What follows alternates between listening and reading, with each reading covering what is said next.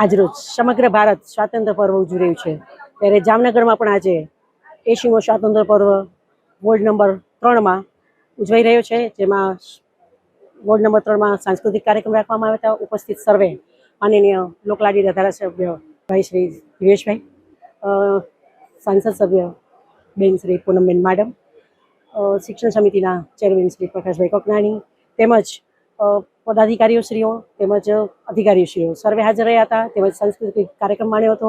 આજના આ સ્વાતંત્ર્ય પર્વની સર્વે નગરજનોને હું ખૂબ ખૂબ શુભેચ્છા આપું છું. તેમજ જે લોકોએ આ સ્વાતંત્ર્ય પર્વમાં પોતાના પ્રાણની આહુતિ આપી છે એ સર્વને આજે હું સતત નમન કરું છું.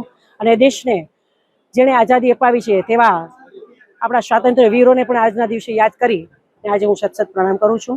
ને આજે સર્વેને શહેરીજનોને હું શુભકામના પાઠવું છું. અસ્તુ. ભારત માતા કી જય.